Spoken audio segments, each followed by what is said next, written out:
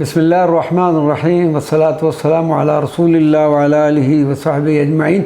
मौजूद नाज़रीन व सामीईन किराम, अस्सलामु अलैकुम व रहमतुल्लाहि व बरकातुहू।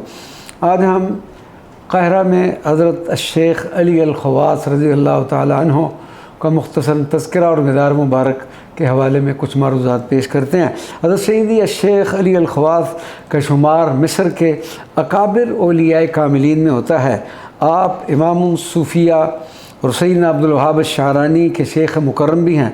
सैयदी मोहम्मद बिन अन्नान फरमाते हैं कि अरबाब अहवाल में से किसी को अख्तियार नहीं कि वो मिस्र में सैयदी अली अल ख़वास की इजाज़त के बग़ैर दाखिल हो। सैयदी अली अल ख़वास फरमाया करते थे कि दरियाए नील की खिदमत मेरे सुपुर्द की गई है। दरियाए नील के पानी का बुलंद होना या उतरना, इलाका जात की तरोताज़गी और पैदावार का पक कर तैयार होना, ये सब मेरी इस तवज्जो से है जो अल्लाह तबारक व तआला की तरफ से होती है। अल-मिनन में हज़रत इमाम शारानी ने लिखा है कि मैंने हज़रत शेख को देखा कि आप रज़ी अल्लाह तआला अन्हु दरियाए नील में उस जगह उतरे जहाँ पानी की बुलंदी मापने का आला लगा हुआ था, और ये उस वक्त की बात है कि जब दरियाए नील का पानी बढ़ने से रुक गया था।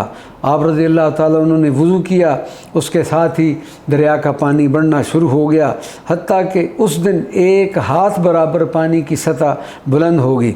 हज़रत इमाम शारानी रज़ी अल्लाह ताला अन्हु फरमाते हैं कि हज़रत शेख अली अल ख़वास ज़ाहिरी तौर पर उम्मी थे, लेकिन आप कुरान पाक और हदीस नबविया के ऐसे ऐसे मारिफ व मानी बयान फरमाया करते थे कि उलमा सुनकर हैरान रह जाते थे।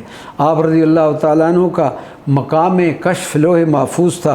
आप जब कोई बात कहते तो यकीनन उसी तरह वक़ूफ़ पज़ीर हो जाती।